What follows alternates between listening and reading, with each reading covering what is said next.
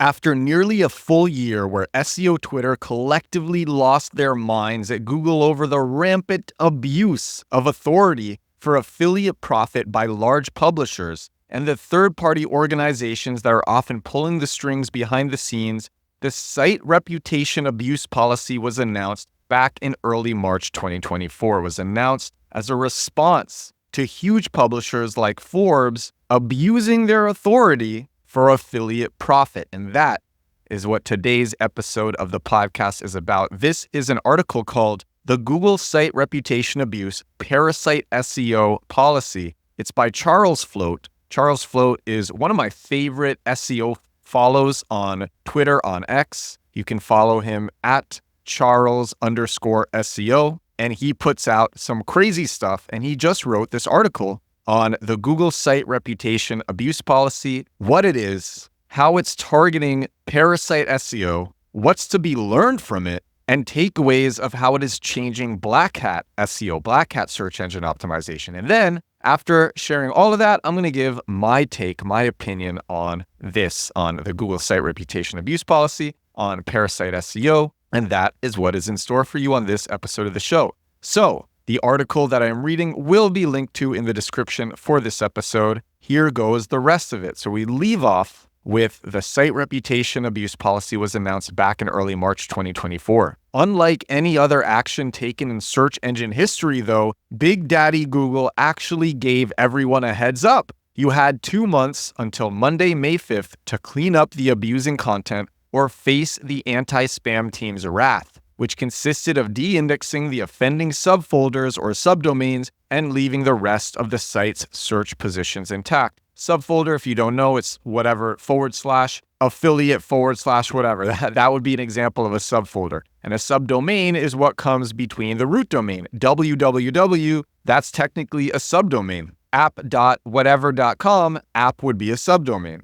And so Google was de-indexing the subdomains or the subfolders that had all of the abusing content. So an example might be that Forbes put up an article called Best Cockroach Removal Services, and they had it in this subfolder, and everything within this article was an affiliate link, and it ranked really well because Forbes has such high SEO domain authority, and they just pumped out 1 million pages like this across a huge variety of niches, just collecting all this affiliate revenue with businesses that were not actually reviewed by them, but they were saying the best so-and-so, but they didn't actually review the businesses. And they were just ranking really well for these very high volume keywords because they're Forbes. They were linking using affiliate links to these services that they are promoting. In a lot of circumstances, they're not sharing that they're promoting these services. And it doesn't even matter because they're not actually reviewing these services themselves. And so that is an example of the reputation abuse that has been going on that the site reputation abuse policy targets. So next section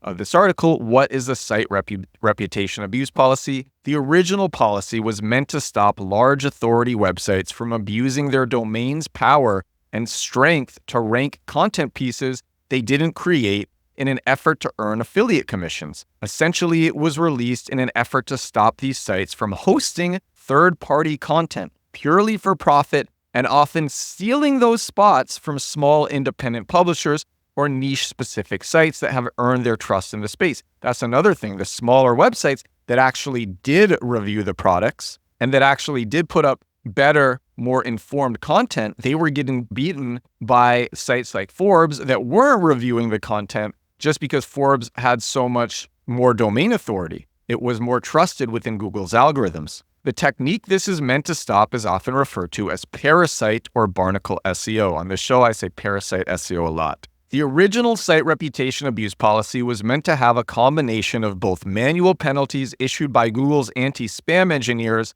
and an algorithmic component that would stop sites from straying into monetizable topics that are out of the norm for their site. For example, Forbes making content about best cockroach removal services. The algorithmic component was delayed potentially indefinitely. So the original site reputation abuse policy was supposed to algorithmically de-rank sites and just do it automatically, but it was delayed. And this is back to Charles Float now. He says, we have seen limited actions taken in the SERPs and the search engine results pages to drop a lot of this style of content but it could also be manual tags or even inputting pages into the training for algorithmic classifiers as negative examples. We just aren't sure yet, but the algorithm is often still rewarding this content, and in international keywords, we have only seen it become more powerful, which leads us to believe the algorithmic component was never released, at least outside of English markets. By the way, I've said this before, non-English SEO is a lot easier than English SEO. English search engine optimization is the most competitive, which actually ties into the point that I'm going to make at the end of this. The reason that non-English SEO is easiest is because it is the least competitive, but I'm going to talk about that later on in the episode. So Charles Float says, a perfect example of this was Forbes Advisor, ran by the third-party company Marketplace, where Google manually penalized the subfolder it was running on, only for them to change subfolders and immediately rebound all of their lost rankings in a matter of days. And so Charles Float shares a bunch of posts from X now about this, and I actually want to share them. I think they're interesting. Charles Float said, first he said, as I have said repeatedly, manual actions are not to be celebrated. The algorithm pushed this and will continue to do the same thing going forward. They hit the loudest voices as a PR win while everyone else still continues on as normal. And international SEO, forget about it. And so then he shared more and he said, Forbes Advisor simply switched subfolders after getting hit with a Google manual penalty and are getting almost instant traffic worth millions of dollars per month back. It's the same content too. See how powerful SEO is? This was an inevitability though, and something we have seen before repeatedly, just not on as large an authority domain/publication. The algorithm has been tuned to favor certain signals, predominantly root/link authority and UGC, user-generated content, to such an extent that it beats out everything else, including the highest trustworthiness and expertise in topical content. This all comes just 48 hours after the updated spam reputation abuse policy was announced, meant to deal with exactly this. How embarrassing. And while you shouldn't hate the player, only hate the game, where are the SEO influencers that have peddled the narrative of Big Daddy Google coming to spank us for this naughty behavior? Their blind faith in Google as an arbiter of fairness exposes just how disconnected they are from the trenches of real SEO, where analysis, adaptability, and experimentation trump dogma and biased documentation. I'm under no disillusions that we are human, and that belief is a powerful thing, especially if it is rooted in decades of ego and personal connections. But at some point, especially if you are selling services or censoring others because they're criticizing you with evidence, you need to admit you are wrong and are wrong. For those willing to evolve their strategies rather than cry foul, this should serve as a wake-up call. Embrace the game as it is, and right now, Parasite SEO is easier than ever, and the proof is in the pudding, or the hundreds of millions of dollars that Forbes Marketplace earned, and is still earning with Forbes Advisor. Man, so he shared that on X. And he shared this X post in this article that I'm reading, which is why I was just sharing it with you. So he says, back in the article, embarrassing for Google, and even more embarrassing considering the only reason it stopped working was because the Forbes in-house SEO team removed the pages themselves. And he shares another post from X, and he said, Forbes Advisor Marketplace has deleted the new subfolder content and 404'd the pages, which means that they took the pages offline,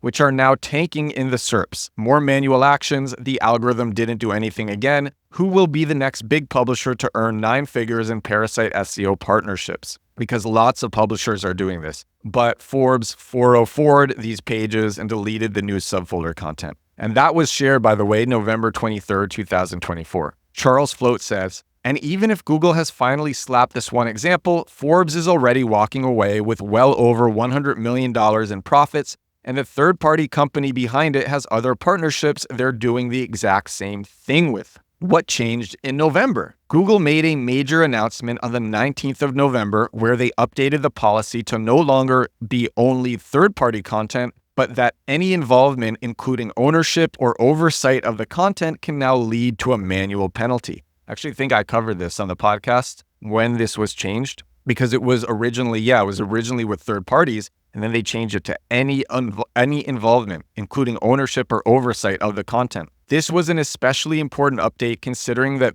the third-party company behind Forbes Advisor was actually trying to buy the entire Forbes brand earlier this year. Now, why does this work so well? Why does this Parasite SEO strategy work so well? Remember the old saying, don't hate the player, hate the game? That especially rings true here. You can't blame the publishers, the third parties, the affiliate programs, the writers, or even the investors powering all of this content in the first place. You can only blame the ultimate arbiters of the game, Google. Google got us to this point by making years of sustained algorithm changes that pushed to a more centralized ecosystem with fewer voices than ever before. The only consistent factor that we could routinely see going up as a direct ranking signal inside Google search was authority. And I'm not talking about your professor on a topic authority. I'm talking about that sweet, sweet link juice. Authority is link juice. It's the quality and the quantity of the backlinks that you get. Now, before we move on to what can we learn, I'm going to play devil's advocate for a second. And a lot of SEOs have been complaining that Google has gotten so much harder and that it's not fair is really what it is. It's not, SEO isn't fair anymore because these huge publishers are outranking independent sites. And there is some truth to that.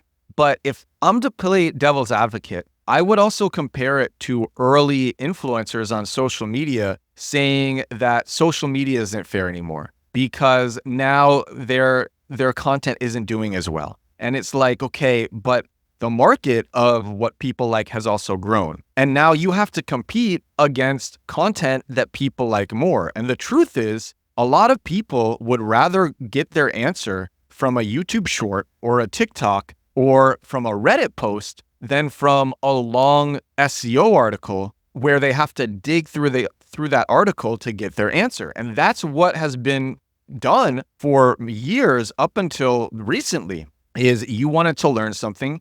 And I'm sure that you had this frustration and you would Google it and then you would dig through these long, several thousand word articles looking for your answer and you would leave feeling not really satisfied. And then you would have to go and search on Reddit. And the comparison is now you get your answer from Reddit and you get it in a minute and it just tells you exactly what you want to hear with all of the relevant information. And there's not 3,000 words that you need to dig through. Or you watch a YouTube short that's 30 seconds or 20 seconds and you get your answer in 20 seconds, or a TikTok in 20 seconds. And that's me playing devil's advocate. Now, there are elements, of course, where you see Forbes outranking these small independent publishers that actually did do the research. And that's not really fair. But how is Google supposed to really know that Forbes didn't actually do this research? And Google is taking action against these companies.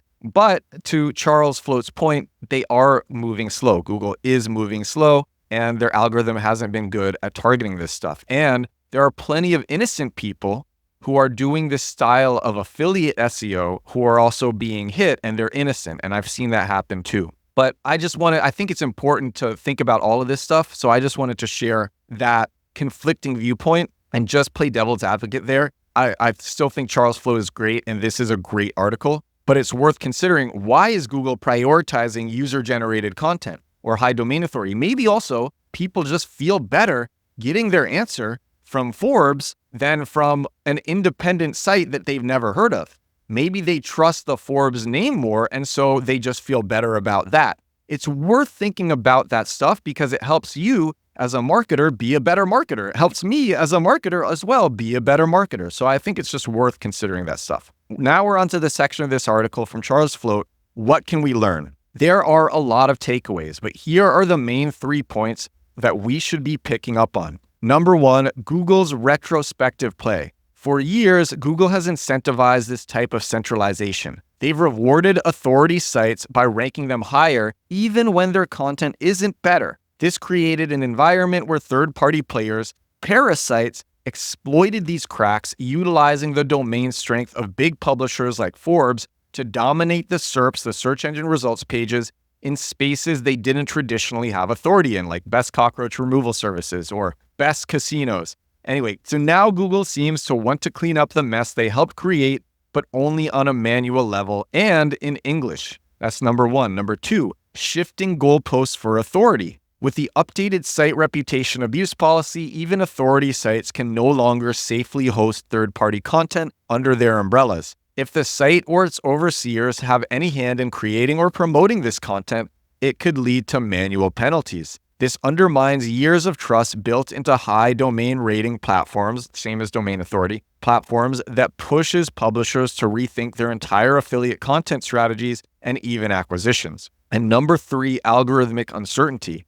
Google's reliance on manual actions, de-indexing subfolders and slapping warnings rather than full-scale algorithm rollouts may reflect either a technical limitation, internal politics, or strategic hesitation. The fact that international markets still thrive on this loophole is telling of where the priorities or capabilities lie, though. And here are the takeaways. So those were the lessons. Here are the takeaways. If you are pumping out Parasite pages in English, you're pumping out Parasite SEO pages in English, be careful with which sites you're choosing from now on. Stay constantly updated and always look for new sites, or let our tool do that for you. This is on parasiteseo.com, and Charles Float has a Parasite search engine optimization tool. So that's what we're saying. Let our tool do that for you. Another takeaway, while this policy tightens the reins slightly, it certainly doesn't eliminate the Parasite SEO strategy entirely. SEOs can still find success by being selective in partnerships, focusing on underutilized platforms, and adapting content to few niches. Next takeaway, build relationships where you don't have to disclose the third-party nature. And the final takeaway, these changes don't seem to affect local SEO at all.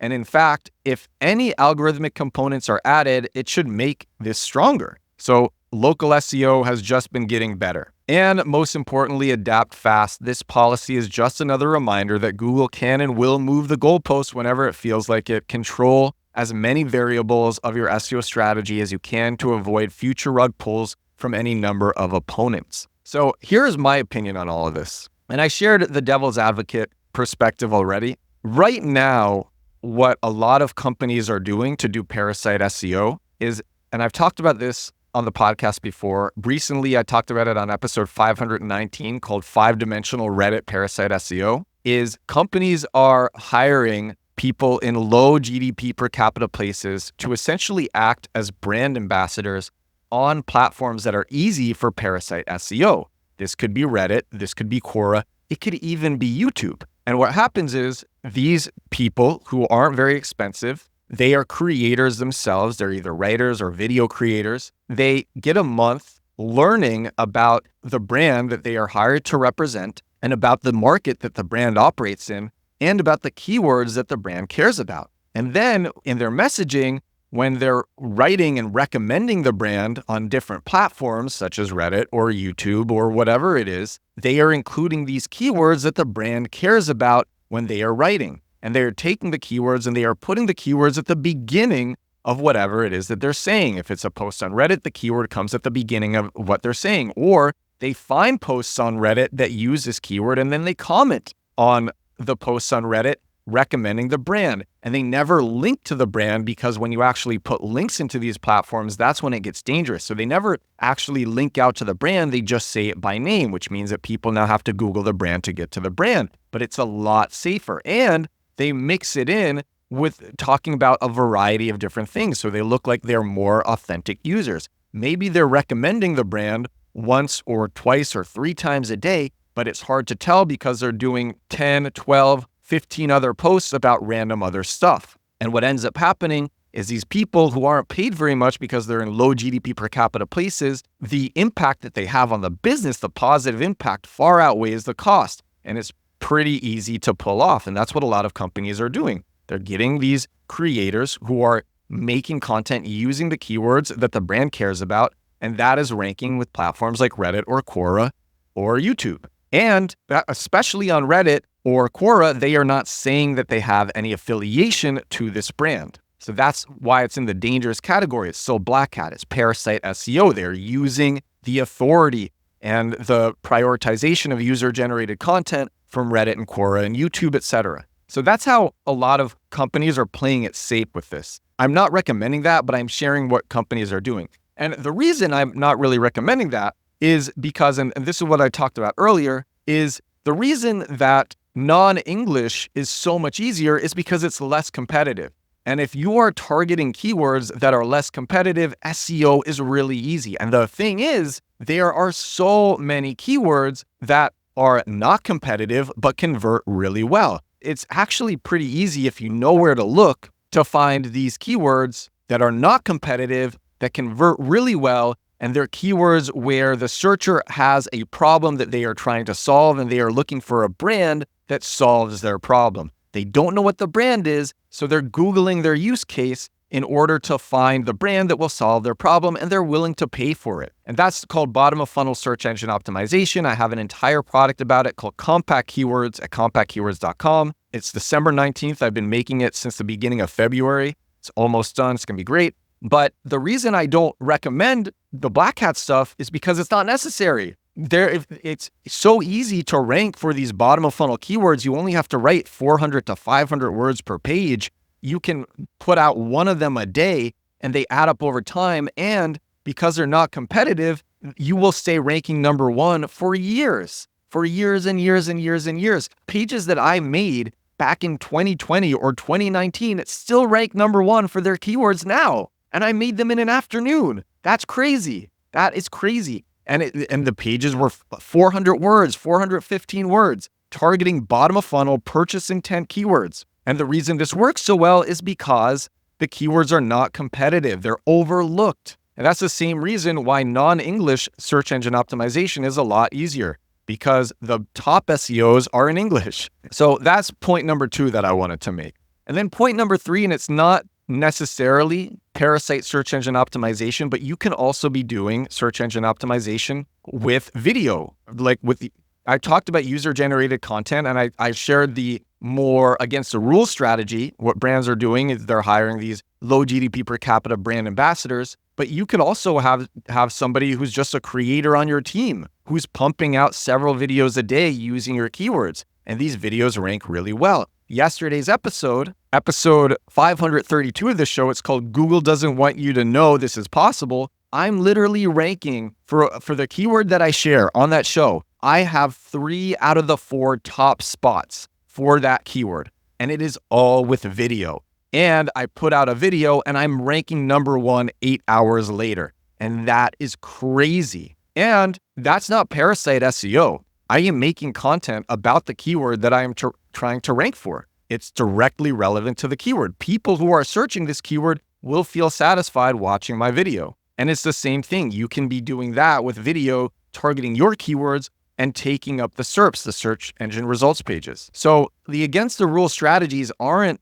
always necessary, but I think it's worth sharing them and then worth considering, like, what are the alternatives, the safer things to do. At the end of the day, I recommend playing like the general strategies. I recommend playing the long game. I want to quote actually Paul Graham, and he wrote this essay called How to Do Great Work. I've shared it on the podcast before, and I made a video about it on Instagram and TikTok, and on Instagram it's going viral. But there's this one line in the essay that I really love. And if you don't know who Paul Graham is, he is the founder of Y Combinator, which is responsible for businesses like Reddit or Airbnb or Dropbox. So many huge businesses. Sam Altman, the CEO of OpenAI, was the president of Y Combinator. But he wrote this one line that I'm going to leave you with. And this is kind of why I don't do a lot of this against the rules stuff and why I don't think it's necessary. It's because I'm playing the long game. And why am I playing the long game? Why am I so obsessed with playing the long game? This is the one line.